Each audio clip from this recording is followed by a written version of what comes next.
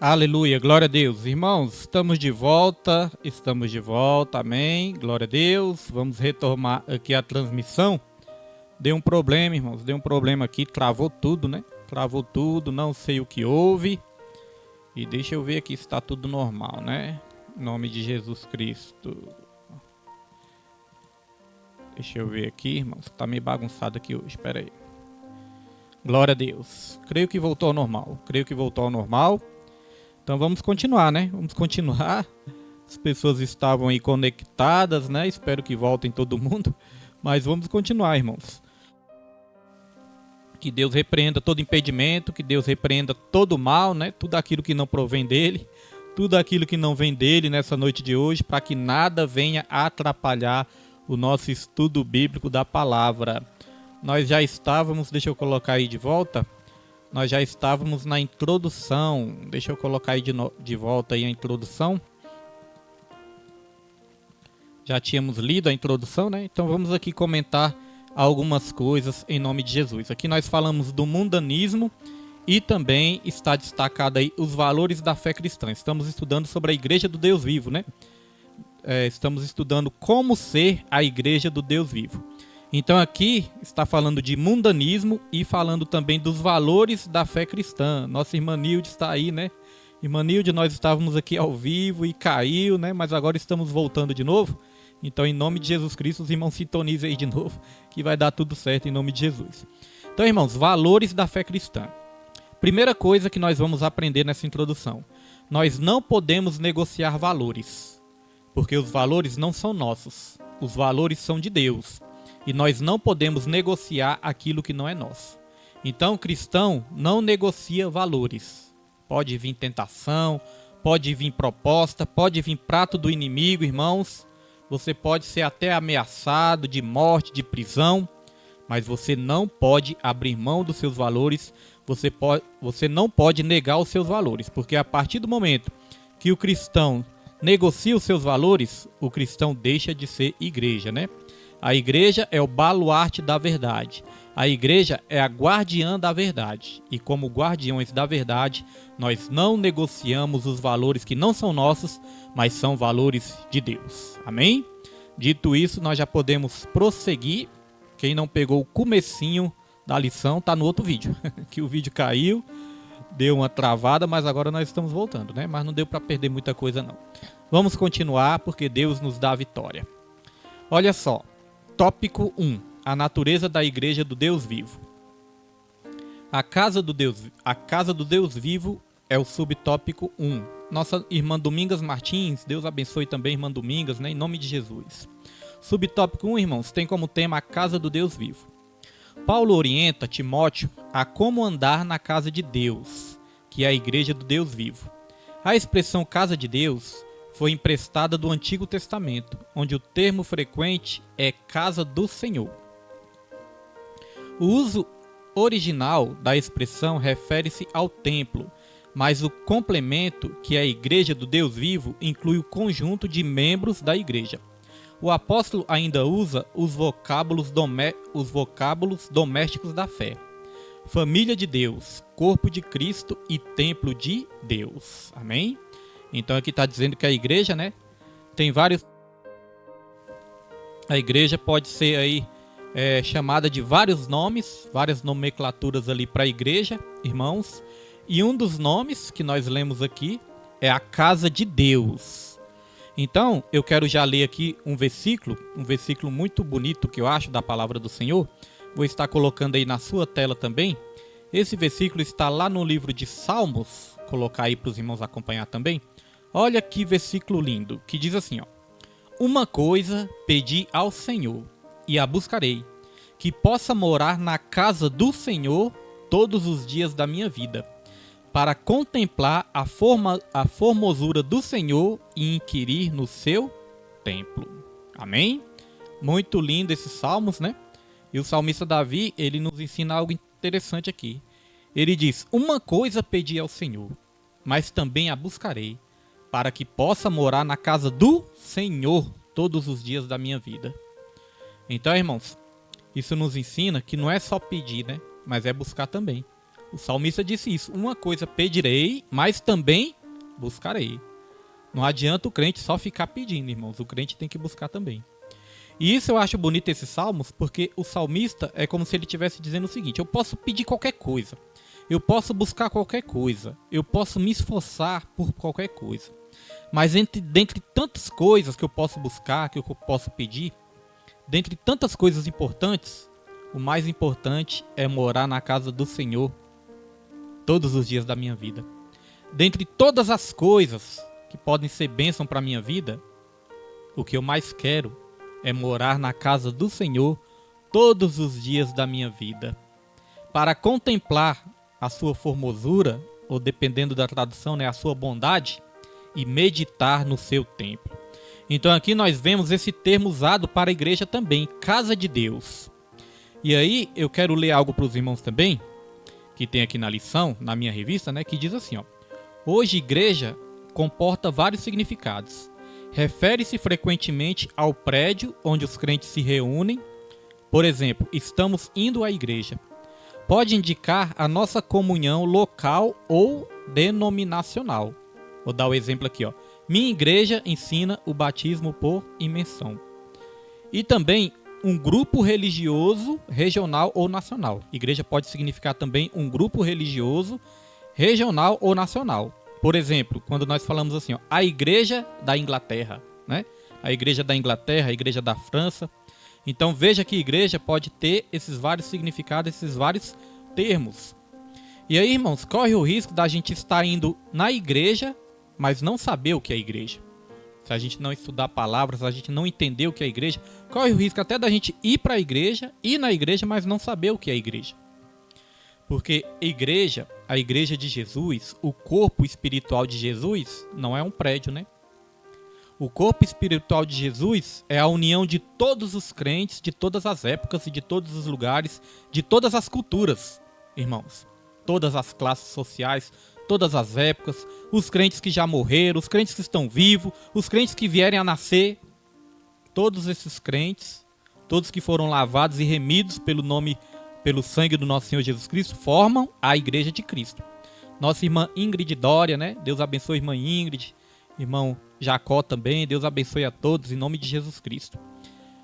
A nossa pequena Isabelle, Deus abençoe a toda a família em nome de Jesus. Então, irmãos, corre o risco da gente estar participando da organização, mas não ser organismo. Sabia? Porque a organização é a igreja visível, é a denominação. Mas o organismo é o corpo espiritual de Cristo, é a igreja de Cristo. A Bíblia fala que a igreja é formada de vários membros. São vários membros que formam um só corpo. Jesus, ele é a base da igreja e Jesus, ele é a cabeça da igreja também. Nós somos os membros. Não tem como eu dizer que eu sou igreja sozinho. Muitos até dizem isso, né? A igreja sou eu. Não, irmãos. Nós sozinhos não somos a igreja. O pastor William sozinho não é a igreja. A igreja somos nós. Até na oração do Pai Nosso não diz isso, né? Pai nosso, pão nosso. Não é pai meu, pão meu, né? Então eu não sou igreja sozinho. Você não é igreja sozinho. Você é membro. Você é um membro, eu sou um membro. E todos os membros interligados numa só fé, num só espírito. O apóstolo Paulo até faz a comparação ali, né? Como se fossem os membros ligados, né? Por juntas, formam um só corpo. Amém? Então cada membro forma a igreja de Jesus. A organização é a denominação, mas o organismo é o corpo espiritual de Cristo. Para fazer parte da organização, é só você congregar, é só você ser membro, é só muitas vezes você ter uma carteirinha de membro, né? Aí você faz parte da organização. Mas para fazer parte do organismo, aí é diferente. Para fazer parte do organismo, sabe o que é necessário? É necessário nascer de novo. O novo nascimento faz com que a gente participe não somente da organização, mas do organismo. Amém? Tem muitas pessoas ainda que não entenderam isso, não entenderam esse mistério. Nós começamos lendo, né, esse texto que diz que é um mistério. A igreja de Jesus é um mistério. Glória a Deus. Então não é só estar na igreja. Não é só ir para a igreja, mas é ser igreja. Jesus, ele quer que nós sejamos igreja. E lá na glória, quando Jesus nos levar para a glória, irmãos, não vai ter denominação A, não vai ter denominação B, não vai ter placa A, placa B, não. Vai ter só o corpo de Cristo que forma a igreja espiritual de Jesus. Amém? Glória a Deus. Então, uma coisa importante também, minha prima Edna, né, que Deus abençoe também minha prima, em nome de Jesus. Uma coisa importante para dizer, irmãos, a igreja não salva. A igreja não salva, quem salva é Jesus. Quem salva é Jesus, quem salva foi o sacrifício de Jesus lá na cruz, é que nos salva. A igreja não salva. Mas a igreja, ela faz parte do processo de salvação, irmãos. A igreja não salva, mas o salvo, ele deseja estar na igreja. O salvo, ele tem esse desejo, ele tem essa sede, ele tem esse anseio de estar na igreja, irmãos. Existe um movimento que chama o movimento dos desigrejados, irmãos. Esse movimento não é bíblico. Se você for lá para Hebreus, capítulo 10, versículo 25, você vai ver que a palavra de Deus fala: não deixei de congregar como é o costume de muitos. Não deixei de reunir, né, como igreja, não deixei de congregar como é o costume de muitos. Lá vai dizer isso. Então nós podemos dizer que frequentar a igreja é um mandamento. Frequentar a igreja é uma ordenância. A igreja não salva, mas a igreja faz parte do processo de salvação. É igual o batismo nas águas. O batismo nas águas não salva, mas ele faz parte do processo de salvação. É igual às boas obras também. As boas obras não salvam, mas as boas obras, elas fazem parte do processo de salvação. Então a igreja tem esse nome de casa de Deus, família de Deus. A igreja tem este nome também, né, a igreja tem este nome também de baluarte da verdade, guardiã da verdade, membro, corpo de Cristo. Todas essas denominações também fazem parte da igreja, amém? Denomina também como igreja. Então, dito isso, nós já podemos avançar. Nossa missionária Rita, Deus abençoe também missionária Rita e toda a família também, em nome de Jesus Cristo. Dito isso, nós já podemos avançar. Olha só. O uso original da expressão refere-se ao templo, mas o complemento, que é a igreja do Deus vivo, inclui o conjunto de membros da igreja. O apóstolo ainda usa os vocábulos domésticos da fé, família de Deus, corpo de Cristo e templo de Deus. Já tínhamos lido, né? Mas foi bom ler de novo. Então, dito isso, irmãos, já vamos aqui para o subtópico 2. Subtópico 2. Subtópico diz o seguinte: a coluna e firmeza da verdade. A Bíblia assegura que a igreja do Deus vivo é a coluna e firmeza da verdade. Nessa metáfora, a igreja é o fundamento que sustenta a verdade, ou seja, significa que foi instituída como guardiã da verdade por Deus revelada. Essa verdade é o Evangelho de Cristo, as boas novas da salvação e suas imutáveis doutrinas, ou seja, as doutrinas de Deus não podem mudar, né? Não mudam. Se a verdade do Evangelho for corrompida, então a igreja deixa de ser o sal da terra e a luz do mundo. Está lá em Mateus capítulo 5, versículo 13 ao 14. Então, irmãos, o que nós podemos comentar aqui, né? Que a igreja é a firmeza da verdade, a igreja é a guardiã da verdade. Nós temos um papel, sabe de quê? Nós temos um papel de defender a verdade. Defender a verdade do Evangelho, irmãos. Não podemos aceitar essas mentiras que são espalhadas, né? E ficarmos calados. Nós temos o papel de pregar, de levar a verdade, de ser sal e ser luz, né, dessa verdade. Agora, uma coisa interessante, irmãos. A palavra de Deus não precisa da igreja para ser a palavra de Deus. Mas a igreja precisa da palavra de Deus para ser igreja. Deu para entender, irmãos? Pegou aí? Olha só. A palavra de Deus não precisa da igreja para ser a palavra de Deus. Porque ela é a palavra eterna, né? A palavra de Deus, ela é eterna. Agora, a igreja, ela precisa da palavra de Deus para ser igreja.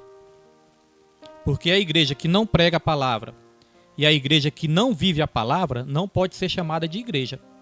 Nós precisamos da palavra para sermos chamados de igreja. Amém? Agora, a palavra, ela sempre existiu, ela é eterna e ela sempre vai existir. A palavra de Deus, ela não é antiga e nem moderna, ela é eterna, né? Sempre nós frisamos isso. Ela é eterna. A Bíblia fala: passarão os céus e a terra, mas as minhas palavras não hão de passar. Então a palavra de Deus é imutável. A palavra de Deus não muda. A doutrina não muda. A doutrina não pode mudar. Não é porque nós vivemos tempos modernos, né, que nós vamos também pregar um evangelho moderno. Não, irmãos, o evangelho, ele é eterno. Não podemos mudar. Uma coisa importante também, irmãos. A igreja, ela pode se modernizar. Ela não pode se mundanizar. Deu para entender? A igreja pode se modernizar. Ela não pode se mundanizar. Por exemplo, a igreja ela pode aproveitar os recursos tecnológicos que existem hoje em dia. Olha só essa live aí. Essa live que você está assistindo ou essa live que você vai assistir, nós estamos utilizando o quê? Recursos tecnológicos. Outrora não existia isso, irmãos. Antes, para uma igreja transmitir um culto, eram só aquelas igrejas que tinham bastante condições financeiras. Era só igrejas muito grandes, né, que tinham bastante recursos, que poderiam transmitir um culto. Hoje em dia não.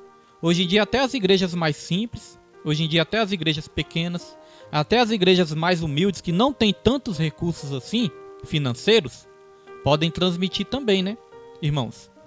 Pode transmitir os cultos. Então o que é isso? É a igreja utilizar os recursos tecnológicos.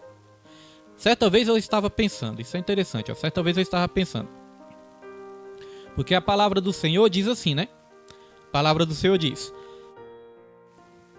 ide por todo mundo e pregar o evangelho a toda criatura. Aí certa vez eu estava na rádio, fazendo ali uma programação na rádio, e ali eu estava fazendo uma live também, né? E aí eu estava pensando em pregar essa passagem de Jesus, que fala: ide por todo mundo e pregar o evangelho a toda criatura. Aí na mesma hora eu comecei a pensar assim, irmãos, pouco antes do programa entrar no ar, né? Aí eu fiquei pensando assim, rapaz, ir por todo mundo e pregar o evangelho, como é possível a gente ir por todo mundo?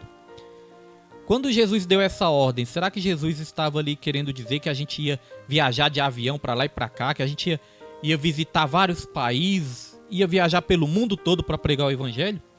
Aí eu perguntei, como é possível ir por todo mundo, se a gente não tem condições de viajar por todos os países? Irmãos, na mesma hora que eu pensei nisso, aí Deus me fez olhar para o celular, né? O celular estava ali transmitindo, estava fazendo uma live. Aí Deus me fez olhar para o celular e Deus me respondeu no meu espírito. Deus me respondeu, ó, tá aí uma maneira de você pregar por todo mundo. Tá vendo, irmãos? Através de um celular, através da internet, através da rede social. Através da internet, que é a rede mundial de computadores. A internet é uma janela para o mundo. É uma janela aberta para o mundo. Então, através da internet, você pode pregar. Você pode fazer uma live. Você pode enviar um versículo. Você pode mandar um áudio, uma mensagem, né? Então, essa é uma maneira de ir por todo mundo e pregar o evangelho a toda criatura. Amém, irmãos? Então, no finalzinho aqui, ó. No finalzinho eu destaquei, ó. Se a verdade do evangelho for corrompida, então a igreja deixa de ser o sal da terra e a luz do mundo. Crente que se corrompe, pregador que se corrompe, irmãos, deixa de ser o sal e deixa de ser a luz do mundo. E sabe o que a Bíblia fala que acontece se a gente deixar de ser sal e se a gente deixar de ser luz? Vou colocar aí na tela para você ver, ó, o que acontece se a gente deixar de ser sal e deixar de ser luz. A Mateus capítulo 5, versículo 13 e 14 diz assim, ó: vós sois o sal da terra, e se o sal for insípido, como que se há de salgar? Para nada mais presta, senão para se lançar fora e ser pisado pelos homens. Tá vendo? Eu acho muito forte esse versículo, né? Esse versículo diz que nós somos sal e nós somos luz. Mas se o sal perder o sabor, para nada mais presta a não ser a ser pisado pelos homens. Irmãos, o crente nessa terra, ele tem autoridade. Ele tem a autoridade de Deus. Mas se ele se corromper, se ele deixar de pregar o evangelho, se ele deixar de cumprir com seus propósitos, irmãos, ele vai ser pisado, né? Ele vai virar capacho de Satanás e só vai servir de deboche, né? Até mesmo as pessoas vão falar, olha lá aquele lá. Aquele lá era crente e agora tá aí, ó, caído. Aquele lá dizia ser crente, agora está aí desviado. Aquele lá pregava a palavra, mas olha como está a vida dele agora. Eu entendo que isso é ser pisado pelos homens, né? Ser mal falado, irmãos, né? Ser debochado, e o diabo ele vai usar. O diabo ele vai usar as pessoas para falar, para debochar, para envergonhar. Então o cristão, ele tem uma autoridade nessa terra, de pregar com unção, de pregar com poder, de pregar a palavra e ganhar muitas vidas. A Bíblia fala que nós somos a luz do mundo também. Jesus Cristo, certa vez, ele fez uma comparação. Jesus Cristo ele falou, vós sois a luz do mundo. Mas não se pode pegar uma lamparina e colocar debaixo da cama. Não. A lamparina tem que ser colocada no lugar alto, para que ilumine toda a casa. Então a igreja tem que servir para isso, para iluminar. Irmãos, eu e você. Ser a luz do mundo. Jesus, quando esteve nessa terra, ele falou, eu sou a luz do mundo. Jesus ele falava isso, né? Eu sou a luz do mundo. Mas pouco antes dele se entregar naquela cruz, ele virou para os discípulos e falou, vós sois a luz do mundo. E a luz, ela leva, irmãos, iluminação no meio das trevas. Não é verdade? A luz dissipa as trevas. A luz, irmãos, ela clareia os pensamentos, ela clareia as mentes, ela clareia o entendimento. E a forma de clarear a mente, os corações das pessoas, é através da palavra do Senhor, irmãos. A Bíblia fala que quando nós estamos no mundo, nós estamos cegos, com a mente entenebrecida, ou seja, com a mente em trevas. Então o que tira a nossa mente das trevas é a luz. A luz é Jesus. A luz que brilha em nós, irmãos, é a luz de Jesus. É como o sol. O sol, ele irradia aquela luz, né? Então olha só uma coisa interessante. A lua, irmãos, a lua não tem luz própria, você sabia disso? A lua não tem luz própria. A luz que irradia da lua é a luz que vem do sol. Não é interessante? Então a luz que irradia da lua é a luz que vem do sol. É assim também na minha e na sua vida. A luz que irradia de mim e de você não vem de nós, vem de Jesus. Vem do próprio Jesus. Jesus, ele é a luz, irmãos, e nós somos iluminados por ele, e com isso nós levamos também essa luz para outras pessoas também. A luz que nós temos não vem de nós, mas vem de Jesus. Amém? Então seja sal e seja luz nessa terra, pregando a palavra de Deus com amor, levando a palavra aonde você for. Glória a Deus. Dito isso, nós já vamos prosseguir para o próximo subtópico. Subtópico 3. O mistério da piedade. Subtópico 3. Deixa eu beber uma aguinha.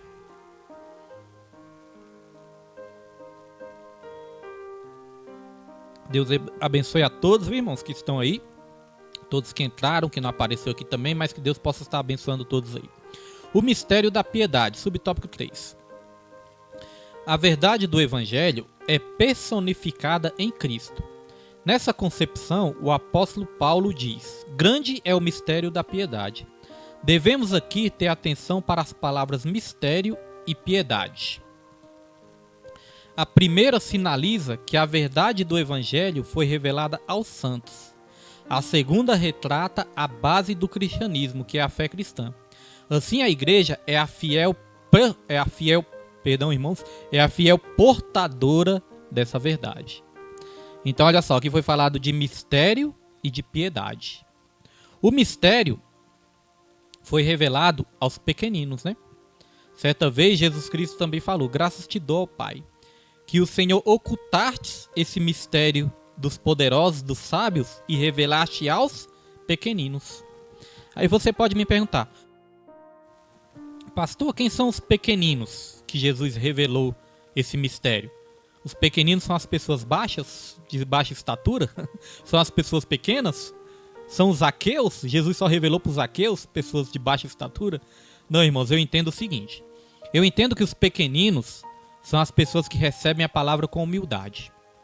As pessoas que não rejeitam a palavra, as pessoas que recebem a palavra com humildade, seja palavra de exortação, seja aquela palavra mais dura, palavra de confronto, mas são as pessoas que recebem a palavra com humildade. Esses são os pequeninos. Porque você lembra dos fariseus? Os fariseus, eles conheciam muito a lei de Moisés, eles conheciam muito as escrituras, mas eles eram soberbos, eles eram religiosos. Eles, na verdade, se achavam melhores que os outros. Eles achavam que só eles que eram salvos. Eles achavam que só eles que faziam, só eles que eram salvos. Então faltava humildade para eles. E certa vez Jesus chegou para os religiosos, para os fariseus, E Jesus falou assim, ó: como que vocês leem a Escritura e como que vocês a interpretam? Então vejam que eles liam, mas eles não interpretavam da maneira correta, irmãos. Então, a Bíblia nos ensina que faltava o espírito por trás da letra. Eles conheciam a letra, mas faltava o espírito por trás da letra. Porque é o espírito que nos traz a revelação certa, irmãos, da palavra do Senhor. Então, nós precisamos do Espírito Santo do Senhor para entender a revelação da palavra. Se a gente for soberbo, se a gente for coração duro, se a gente rejeitar a palavra, nós nunca vamos entender o Evangelho. Nós nunca vamos ser iluminados pelo Evangelho. Nós nunca vamos ter a revelação verdadeira da salvação. Por isso que é um perigo. A Bíblia fala, ó, se hoje ouvirdes a voz do Senhor, não endureçais o vosso coração. Quando a pessoa endurece o coração, a pessoa não tem a revelação da palavra e não é liberta, não é salva. Então esse é um perigo. Quantos não rejeitam a palavra? Quantos não endurecem o coração? Quantos não ficam até com raiva da pregação? O profeta Isaías também disse isso, né? Quem creu na nossa pregação? A quem se manifestou o braço do Senhor? Isso é interessante, né? Quem creu na nossa pregação e a quem se manifestou o braço do Senhor? Eu entendo com isso, irmãos, que para se manifestar o braço do Senhor é só quando nós cremos na palavra. Aí nós somos habitados pelo Espírito Santo. E quando nós recebemos a palavra. Lá em Efésios capítulo 1, versículo 13 também, a palavra do Senhor vai dizer, ó: vós, depois de ouvirdes a palavra da salvação, vós, depois de ouvirdes o evangelho da salvação, a palavra da verdade, e tendo nele também crido, fostes selados com o Espírito Santo. Então, ouviu o que a palavra diz? Vós, depois de ouvirdes a palavra da verdade, o evangelho da salvação, e tendo nele também crido, ou seja, não endurecendo o coração. Aí nós recebemos o Espírito Santo. Nós somos habitados pelo Espírito Santo, irmãos. E aí nós recebemos a revelação da palavra, a revelação da verdade. Aqui também falou de piedade. Piedade, irmãos, é a prática da fé cristã. É a prática. Não adianta eu dizer que eu sou crente, não adianta eu dizer que eu sou igreja se eu não praticar a palavra. Se eu não praticar as boas obras, se eu não pregar a palavra, se eu não fazer o ID. Irmão, se eu não evangelizar, se eu não orar, se eu não ajudar as vidas. Existe um evangelho, muitas vezes pregado dentro das igrejas, que é um pseudo-evangelho. O que é isso, pastor William? Pseudo-evangelho é um falso evangelho. É um evangelho distorcido. Muitos pregam dentro das igrejas que as pessoas têm que ir para a igreja só para receber. Ah, vai lá para receber sua bênção. Vai lá para receber sua vitória. Vai lá para receber sua bênção. E aí, irmãos, não muda, né? Fica só nesse evangelho raso. Receba sua bênção, receba sua vitória, receba sua bênção e receba sua vitória. Amém. Nós somos favoráveis, né? Aos irmãos receberem a bênção e receberem a vitória. Só que o evangelho é muito mais do que isso. O evangelho, ele vem acompanhado do ensino, da revelação da verdade, da revelação da palavra. Não é ficar só nisso. Receba sua bênção, receba sua vitória. Deus vai te dar um carro, Deus vai te dar uma casa. Não é isso, irmãos. Isso é um falso evangelho. Jesus não morreu na cruz para nos dar carro, para nos dar casa, para nos dar dinheiro, não. Isso são consequências de quando você trabalha, quando você batalha, quando você coloca o reino de Deus em primeiro lugar. Essas coisas vêm até com mais facilidade, porque as bênçãos do Senhor é que enriquecem e não acrescentam dores. Mas Jesus não morreu para nos dar carro, para nos dar casa, não. Jesus morreu na cruz para nos dar a salvação. Foi para isso que ele morreu na cruz. E aqui nós falamos da verdade, e eu quero ler mais um texto aqui para os irmãos. Como nós estamos falando muito da verdade, olha só o que diz nesse texto de 2 Tessalonicenses, capítulo 2, versículo 13.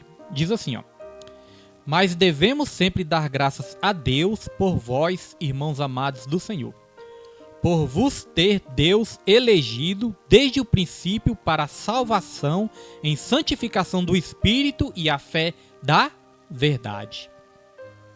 Olha só o que está dizendo aí, ó. Está dizendo que Deus nos elegeu para salvação. Mas essa salvação só vem através da santificação do Espírito e a fé da verdade. Duas coisas aí, irmãos, para você salvo, para você e eu sermos salvos. Santificação do Espírito e a fé da verdade. Espírito aqui está com letra maiúscula. Então nós precisamos da santificação do Espírito, e a fé que nós temos que ter é a fé na verdade. Não adianta, se a gente ficar crendo em mentiras, se a gente ficar se iludindo em mentiras, crendo em mentiras, isso não vai nos salvar. Pelo contrário, vai nos fazer se perder a salvação. Então tem muitas pessoas que estão acreditando em profetada, em reveladura, em adivinhações, mas não querem saber da palavra, né? Às vezes as pessoas vão na igreja e chegam na igreja querendo ouvir uma profecia, ouvir uma revelação. E muitas vezes no final do culto pede uma oração e ainda fala: o que que Deus está falando? O que que Deus está falando? Às vezes as pessoas ligam nas programações de rádio, né? Nas programações que tem, e falam: eu quero saber o que que Deus está falando. Mas às vezes as pessoas querem saber o que Deus está falando, mas com a Bíblia fechada dentro de casa. Então quer saber o que Deus está falando? É só abrir a Bíblia, irmãos. Se eu e você queremos saber o que Deus está falando, é só abrir a Bíblia.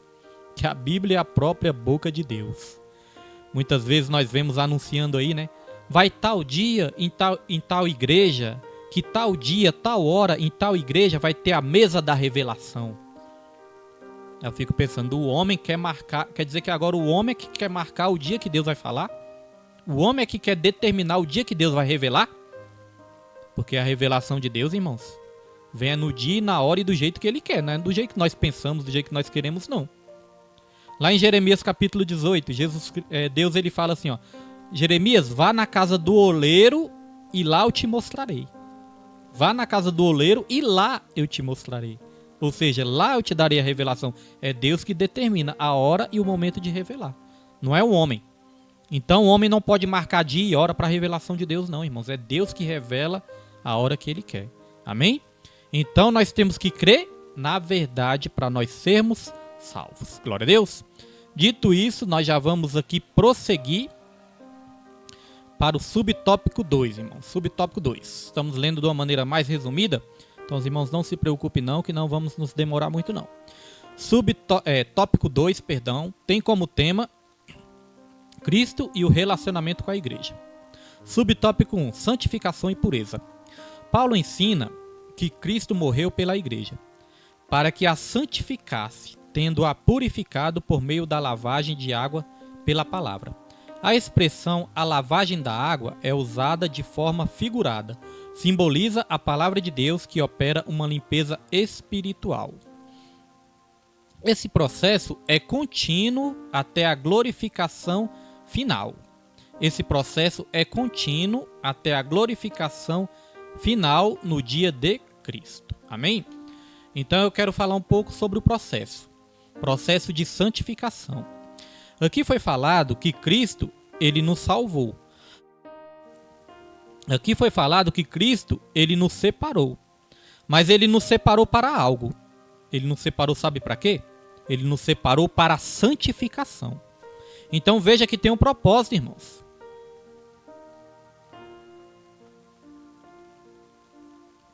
Tem um propósito para o qual Cristo nos separou.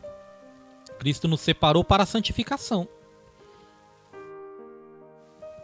Então essa história da gente achar que é a igreja, da gente pensar que é a igreja, mas viver pecando, viver tocando o horror, não foi para isso que Cristo nos chamou para ser igreja, não. Cristo nos chamou para ser igreja para nos santificar.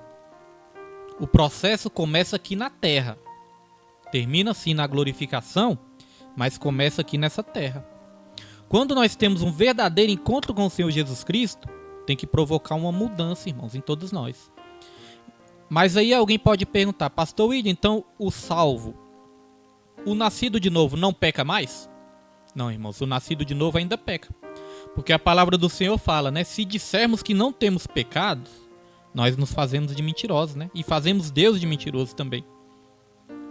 Mas Deus, Ele é fiel e justo para nos perdoar e nos purificar de toda injustiça. Então, o salvo, ele ainda peca. Só que o salvo, ele não tem mais prazer no pecado. E ele não habita mais um pecadinho de estimação, irmãos. Ele não habita mais aquele pecadinho de estimação. O pecado na vida do salvo tem que ser um acidente. É um acidente, irmãos. o pecado na vida do salvo é ali uma queda, é uma fraqueza momentânea, é um acidente.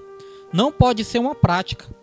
Lá em Gálatas capítulo 5, versículo 22, que vai falar ali de todas as obras da carne, no final fala ali, ó, não herdarão o reino dos céus quem pratica tais coisas. Então, pecado na vida do salvo não é uma prática, é uma queda. O pecado na vida do salvo é um acidente e não algo ali corriqueiro.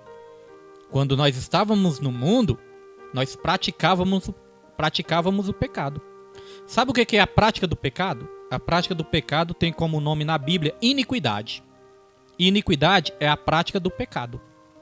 Recorrente, né? Então isso é iniquidade. E o salvo, ele não é ímpio. Ele não pratica mais a iniquidade, irmãos. Amém? Então existe um processo. Estamos falando aqui do processo. E aqui nós queremos falar dos processos da salvação. Irmãos, a salvação, existem alguns processos. Queremos citar aqui esses processos. Existe o processo da justificação, o processo da santificação e o processo da glorificação. Amém? Vou repetir, ó. Justificação, santificação e glorificação. Algumas etapas desses processos são instantâneas, como a justificação. A justificação ela é instantânea. O que é a justificação, pastor William? A justificação é você ser declarado justo. É Jesus te declarar justo, te declarar inocente. É como se você estivesse devendo algo na justiça, mas aí alguém pagasse essa dívida que você devia, e aí você é declarado justo na mesma hora. É como se o juiz batesse o martelo ali e te declarasse inocente na mesma hora. Aí você é declarado justo. Isso é a justificação. A Bíblia fala, justificados, pois pela fé, agora temos paz com Deus. A justificação nos reconcilia com Deus de novo. A justificação, ela é instantânea. Mas aí vem a segunda etapa, que é a santificação. A santificação, nós podemos dizer que ela é instantânea, mas ao mesmo tempo ela é progressiva. Instantânea porque santificar é separar. Deus já nos separou também para a salvação. Então nesse processo, nessa etapa é instantâneo. Só que é um processo também progressivo. Ou seja, hoje mais santo do que ontem, amanhã mais santo do que hoje. É um processo, esse processo se chama santificação. É um processo que eu e você estamos passando por ele. Irmãos, e a santificação nós podemos comparar como um filtro de barro. Creio que os irmãos já tomaram água no filtro de barro, né? E muitos até hoje tomam, não é verdade? Água no filtro de barro. Então, irmãos, quando você compra um filtro novo de barro, que você coloca água nele, e ali existe a vela do filtro, né? Quando a água passa por aquela vela que você toma, a água ainda não está com gosto de barro? A água ainda está com gosto de barro. Só que quando a água vai passando por aquela vela várias vezes, a água vai passando várias vezes pela vela, e aí você troca a água vai passando, o gosto de barro vai sumindo, vai desaparecendo. Chega um momento que você não sente mais o gosto de barro, não é verdade? Então é assim nas nossas vidas também. Essa água que vai toda hora passando por dentro de nós podemos dizer que a nossa santificação é assim também. É como uma água que estivesse passando por dentro de nós. Essa água, irmãos, que fica passando recorrentemente por dentro de nós é a palavra de Deus. Então a palavra de Deus vai entrando, e vai nos lavando, e vai nos limpando. Aqui nós falamos que o processo de santificação é isso, né? É o lavar regenerador da palavra. Irmãos, a palavra de Deus também é comparada com a água. Então nós vamos sendo limpos por essa água, vamos sendo limpos. E aí aquele gosto de barro, aquele gosto de sujeira vai sumindo das nossas vidas também. A minha antiga pastora falava que eram os carrapichos, né? Que a gente vem do mundão cheio de carrapichos. E aí Deus vai tirando os carrapichos, irmãos. Vai tirando os carrapichos até não ficar nenhum. E aí eu ficava imaginando, né? Quando você entra dentro do mato. Você entra dentro do mato, você vai andando no mato. Quando você sai cheio de carrapicho. E aí você começa a tirar. Dá trabalho ou não dá? Dá trabalho, né? Tirar um por um ali. Tirar os carrapichos um por um. Tem carrapicho que sai fácil. Mas tem outros carrapichos que dá trabalho para tirar. Não é verdade? Tem uns que gruda mesmo assim na pele que dá trabalho para tirar. Tem uns que sai até sangue quando tira. E a Bíblia fala, vocês ainda não resistiram ao pecado, vocês ainda não lutaram contra o pecado até o sangue. Então, irmãos, tem carrapicho que sai até sangue. É assim um processo nas nossas vidas também. Tem coisas que nós vamos conseguir se libertar com facilidade, mas tem coisas que vão ser mais difíceis. Então você não pode se entristecer, você não pode se desanimar. De repente você pensa, pastor William, eu tenho uma dificuldade tão grande em certa área, mas não desista. A Bíblia fala que aquele que começou a boa obra em cada um de nós, ele é fiel para terminá-la até o dia de Cristo. Não desista, irmãos. Deus, ele termina a boa obra. Então falamos aqui do processo de justificação, o processo de santificação e o processo de glorificação. Glorificação é quando Deus terminar o processo aqui na terra e nos levar para a vida eterna, para a glória. É a glorificação. Nós vamos ter os nossos corpos glorificados, irmãos. E aí sim, o processo vai ter terminado com a glorificação. Nós podemos dizer que a justificação, primeiro, ela resolve o problema da culpa do pecado. A justificação, primeiro, resolve o problema da culpa do pecado. Retira a culpa do pecado. Aquela dívida, né? Aquela cédula de dívida que era contra você foi rasgada. Você já não deve mais nada. Então Deus, ele resolve primeiro o problema da culpa do pecado na justificação. Você não é mais culpado, você é considerado inocente. E aí a santificação resolve o problema do poder do pecado. Quando nós estamos no mundo, irmãos, nós estamos debaixo do poder do pecado. O pecado tem um poder sobre nós quando nós estamos no mundo. Então a santificação resolve o problema do poder do pecado. A Bíblia fala, o pecado não terá mais domínio sobre vós. Então quando nós estamos nos santificando, o pecado não tem mais poder sobre nós. Não é o pecado que nos domina, somos nós que dominamos o pecado. Da santificação. E a glorificação resolve o problema em definitivo. A glorificação resolve o problema da presença do pecado. Porque na glorificação, irmãos, não vai existir mais a presença do pecado. Não vai existir mais. Não vai existir mais pecado, irmãos, na glorificação. Então Deus resolve o problema da culpa, do poder e da presença do pecado nas nossas vidas. Isso é maravilhoso e Deus, ele é fiel para terminar a boa obra em cada um de nós. Dito isso, nós já podemos continuar para o subtópico 2. No subtópico 2 do tópico 2. Vou estar colocando aí na tela para os irmãos. Subtópico 2 do tópico 2 tem como tema gloriosa e irrepreensível. Aqui nós vamos falar de alguns cuidados que o cristão tem que ter. Amém?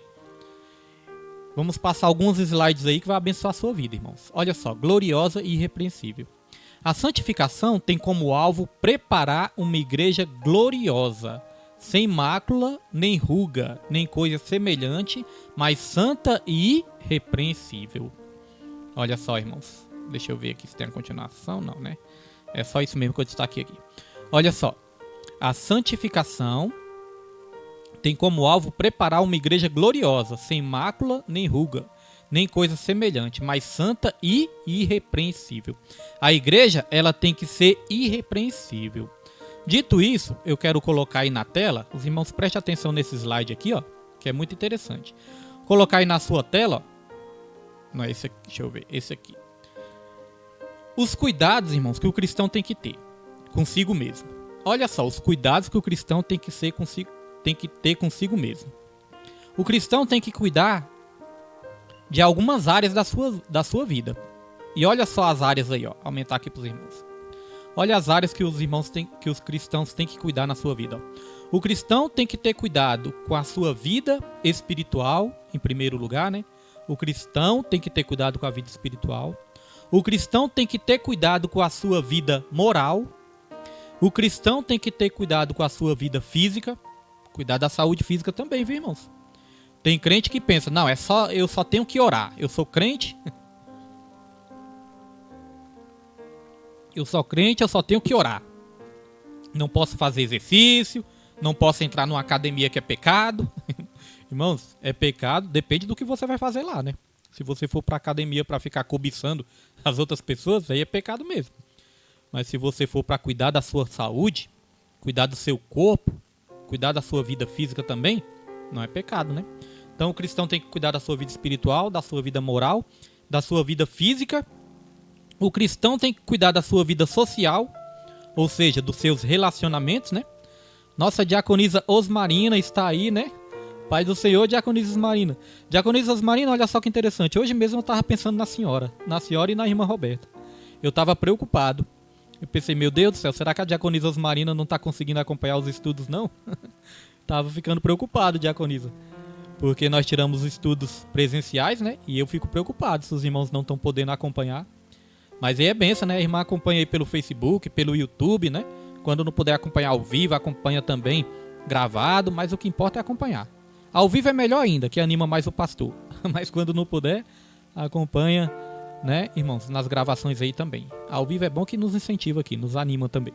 Mas é bênção de Deus, irmãos Marina aí, né? Fico feliz. Então, irmãos, o cristão tem que cuidar dos seus relacionamentos também, a sua vida social. Nós somos criados para ter uma vida de relacionamentos. Nosso Deus é um Deus relacional. E Ele quer que o ser humano também saiba se relacionar bem. O cristão tem que ter cuidado com a sua vida eclesiástica, que é a sua vida na igreja, né? As suas funções na igreja. Irmãos, todo cristão tem uma função na igreja. Você sabia disso? Todo cristão pode ter uma função na igreja. Ah, pastor William, eu não sei falar no microfone, eu não sei tocar, eu não sei fazer nada. Irmãos, a Bíblia fala que Deus deu talentos a todos. A todos Deus deu talentos. A um ele deu 5, a outro deu 2, a outro deu 1, mas a todos deu talentos. Não deixou ninguém de fora, né? Então Deus ele dá dons e ele dá talentos. Cada um, né, cada cristão pode exercer alguma atividade na igreja, irmãos. Cada um pode exercer. Então é uma bênção, né? A família de Deus. E olha só, o sexto cuidado que o cristão deve ter é o cuidado na sua vida familiar. Porque a Bíblia fala que se a gente não cuidar da nossa casa, nós somos até mesmo piores que os infiéis, né? Então, irmãos, cuidado na vida familiar também. E aí eu quero passar aqui, depois eu vou estar divulgando esse evento, né? Mas eu quero passar aqui também, nós falamos aqui de mundanismo, eu quero passar aqui também, irmãos, os perigos que ameaçam a igreja. Olha só, isso também é interessante, ó. Nós não falamos do mundanismo, que a igreja não pode ser mundana? Então olha só os perigos que ameaçam a igreja. 7 perigos que ameaçam a igreja. Primeiro perigo, ser amada pelo mundo, conformar-se com o mundo, amar o mundo, aliar-se com o mundo, parecer-se com o mundo, imitar o mundo e deixar-se influenciar pelo mundo. São 7 perigos que ameaçam a igreja. Ser amada pelo mundo, conformar-se com o mundo, amar o mundo, aliar-se com o mundo, parecer-se com o mundo, imitar o mundo e deixar-se influenciar pelo mundo. 7 perigos que ameaçam a igreja. Notou que todos esses perigos têm um mundo no meio? É o perigo do mundanismo, irmãos, como nós falamos aqui no começo. E aqui também eu quero passar os 7 segredos da igreja primitiva para nós terminarmos aqui essa sessão dos slides. Olha só, 7 segredos da igreja primitiva. A utilização dos dons espirituais, a capacidade para enfrentar perseguições, a convicção de que Cristo está vivo, o evangelismo atuante e dinâmico, a vida de oração, a santificação pessoal e coletiva e a prioridade ao Espírito. Amém, irmãos? Então nós vimos os cuidados que nós temos que ter conosco, né? Os cuidados que nós temos que ter conosco individualmente e os cuidados que nós temos que ter também como igreja. As nossas funções como igreja. Então, se nós tivermos esses cuidados conosco e se nós exercermos essas funções como igreja, aí nós vamos conseguir resistir até o fim, nós vamos conseguir vencer para a glória e para a honra do Senhor. Amém, irmãos? Então, vamos ser igreja, não apenas estar na igreja, mas vamos ser igreja também para a glória e honra do Senhor. Agora nós vamos para o nosso último tópico, e nós já vamos estar encaminhando aqui para o final. Amém? Glória a Deus. Último tópico. Tópico 3, as armas da igreja do Deus vivo. Subtópico 1, o zelo pela verdade. Enfatizamos que a verdade bíblica é absoluta e imutável. Ou seja, o evangelho de Cristo é a única verdade. Nesse caso, a igreja é a fiel depositária dessa verdade. E por isso, os salvos em Cristo são dispenseiros da mensagem da redenção. Esse compromisso é inegociável, pois espera-se que o salvo cumpra o seu dever com irrestrita lealdade. Assim, a igreja deve zelar pela verdade das Escrituras, viver e propagar a mensagem bíblica com fidelidade. Amém, irmãos? Glória a Deus. Fidelidade. Na última live que nós fizemos aqui, nós lemos os Salmos 12. Lá no Salmos 12, depois você lê aí na sua casa, no Salmos 12 vai dizer que são poucos os fiéis sobre a terra. São poucos os homens bons e são poucos os fiéis sobre a terra. E aí, irmão, só para comentar esse tópico, eu quero deixar aqui para mim e para a sua vida. Deus, ele está procurando pessoas fiéis. Não pessoas perfeitas, porque perfeitos nós não somos.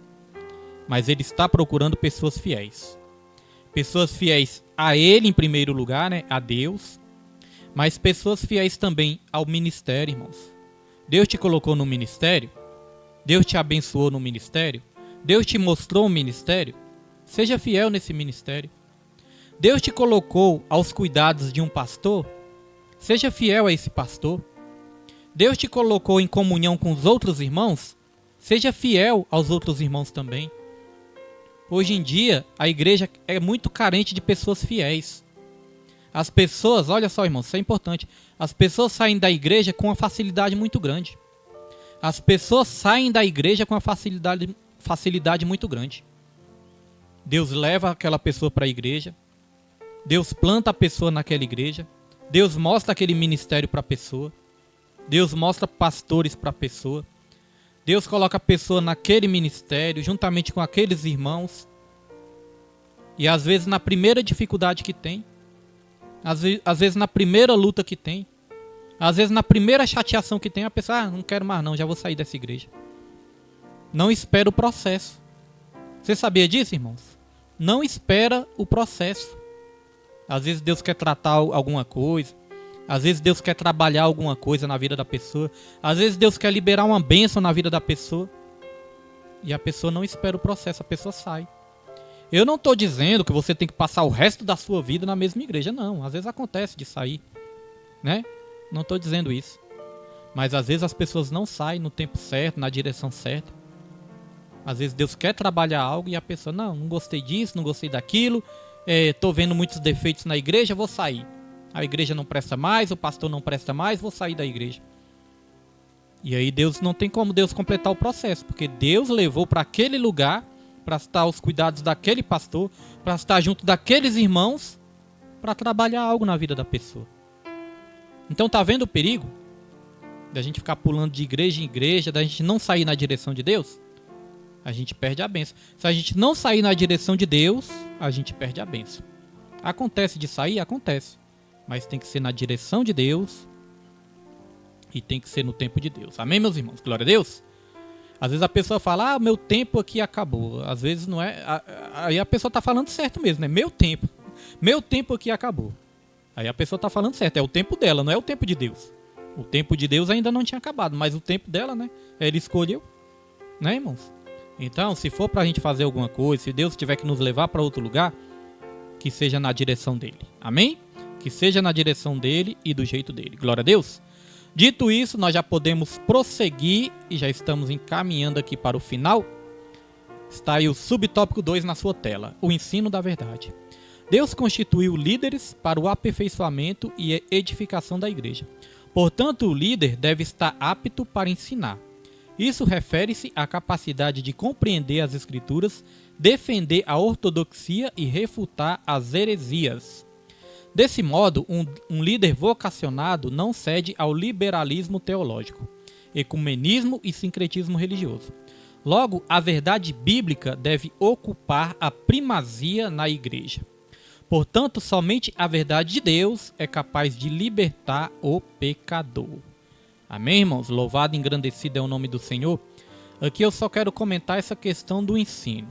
Aqui fala que o líder tem que ser apto para ensinar. O líder, ele tem que ter a capacidade de aprender e também a capacidade de transmitir esse aprendizado. Porque tem muitas pessoas, irmãos, que até conseguem aprender, mas não conseguem ensinar. Tem dificuldade em ensinar. Então o líder da igreja, o líder dos varões, o líder dos jovens, das varoas, seja o líder que for, né? Ele tem que ter essa capacidade de transmitir o ensino. Aprender e ensinar. E isso tem recompensa. É um trabalho árduo, é um trabalho que exige dedicação, exige santificação, exige consagração. É um trabalho que nós somos totalmente dependentes, né? De muita oração, estudo, leitura da palavra. Mas é um trabalho, irmãos, que vale a pena. Este trabalho que nós estamos fazendo aqui nas redes sociais, Facebook, YouTube, a nossa igreja não é uma igreja grande, não é uma igreja que tem muitos membros, né, milhares de membros, não. Tem poucos membros, é uma igreja de pequeno porte. As nossas redes sociais também são pequenas, não é muitas pessoas, são poucas pessoas. Mas, irmãos, eu tenho muito prazer em fazer isso, eu gosto muito. Eu gosto muito de fazer isso, eu gosto de fazer live. E não importa a quantidade de pessoas que está alcançando. O que importa é que está alcançando pessoas.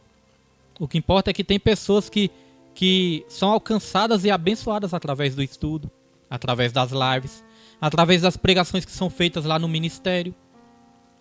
E eu guardo um versículo no meu coração.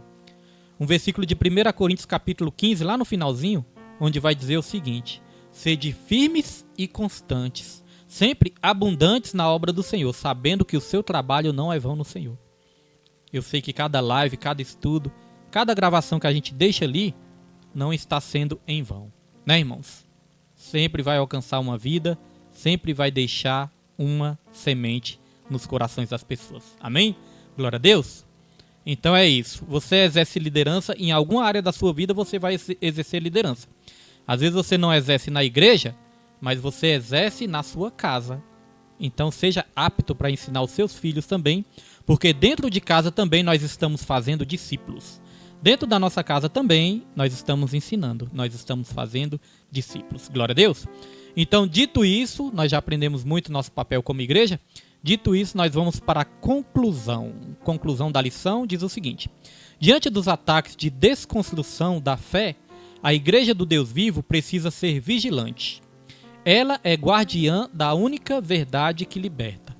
A mensagem da cruz não pode ser ressignificada. Cristo morreu e ressuscitou por amor à igreja e a requer santa, pura e irrepreensível. Portanto, a noiva de Cristo não pode macular as suas vestes. Seu papel abarca o ensino e a defesa com todo o zelo da integridade da verdade revelada. Então, irmãos, para nós sermos igreja também, nós temos uma missão. Em Mateus capítulo 28, versículo 18 ao 20, Jesus Cristo falou: todo poder foi me dado nos céus e na terra. Portanto, ide e fazei discípulos de todas as nações, batizando-os em nome do Pai, do Filho e do Espírito Santo, e ensinando-os a guardar tudo que vos tenho ordenado. E eis que estou convosco todos os dias até a consumação dos séculos. Amém, irmãos? Para ser igreja, para estar sendo igreja, nosso papel também é de fazer o id. E o nosso papel é de defender a verdade e guardar a verdade do Senhor, ser guardião da verdade. Dito isso, só quero deixar mais um último slide aqui, para edificar a sua vida, que diz assim, ó. Deixa eu achar aqui, os 5 solas, irmãos. Os irmãos sabem que teve a reforma protestante, né? Deus usou ali Martinho Lutero para estipular ali a reforma protestante. Hoje em dia nós somos norteados, baseados também por essa reforma protestante. Nós somos cristãos protestantes e na reforma protestante existe os 5 solas. É como se fosse somente, né? 5 solas quer dizer somente. Então olha só os 5 solas aí na sua tela, irmãos. 5 solas são sola escritura, somente a escritura.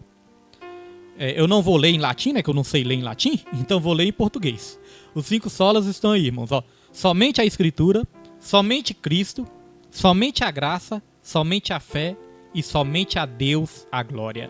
Esses são os 5 solas que tem que basear a minha e a sua vida. Amém? Para nós dizermos que nós somos cristãos protestantes para a glória e para a honra do Senhor. Glória a Deus. Então, irmãos, esse foi o estudo dessa noite de hoje. Espero que tenha te abençoado. Mas antes de encerrar, eu tenho mais um recado aqui importante para a sua vida.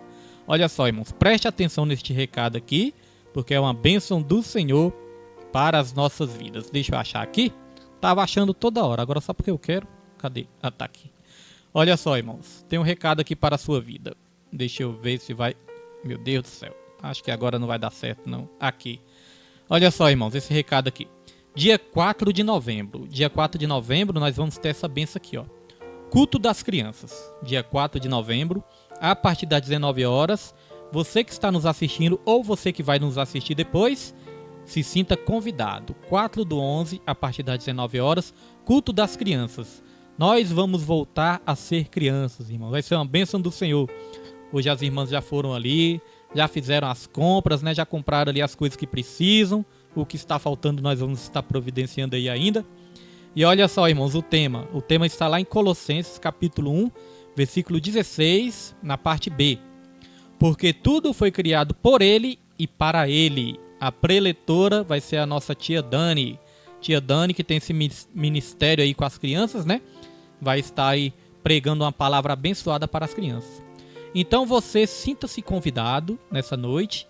Leve também os seus filhos, né? Netos, sobrinhos, suas crianças. Leve as crianças, irmãos, que vai ser uma bênção do Senhor. O Ministério Segundo o Coração de Deus se localiza na QNO 5, Conjunto G, lote 55, Setoró, Distrito Federal, Brasília. Vai ser uma bênção do Senhor dia 4/11 e nós esperamos você para estar ali voltando a ser criança com todos nós. Amém, meus irmãos? Glória a Deus! Então, fique com esse convite. Agora eu vou estar abençoando sua vida, amém? Vou ministrar uma bênção sobre a sua vida nessa noite. Que Deus possa estar abençoando sua vida, sua família, seu lar, seu casamento, seu ministério, seu trabalho, seus recursos. Que Deus te abençoe em todas as áreas. Que Deus abençoe seu espírito, a sua alma, o seu corpo. Em todas as áreas das suas vidas, se sintam abençoados nessa noite de hoje. Que a graça do nosso Senhor Jesus Cristo, o amor de Deus e a comunhão do Espírito Santo sejam com todos, não somente hoje, mas para todo sempre, e que todos digam amém e graças a Deus. E não se esqueçam, ame a Deus, ame ao seu próximo e em tudo dê graças, porque esta é a vontade do Senhor. Que Deus abençoe sua vida em nome de Jesus.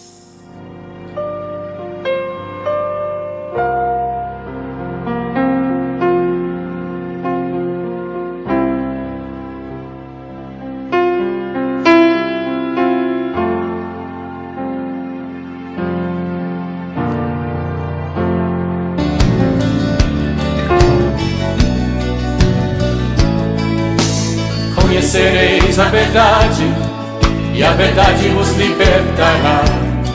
Sendo assim, quem andava em trevas jamais andará. Conhecereis a verdade, e a verdade vos libertará. Sendo assim, quem andava em trevas jamais andará. Para o reino da luz virá.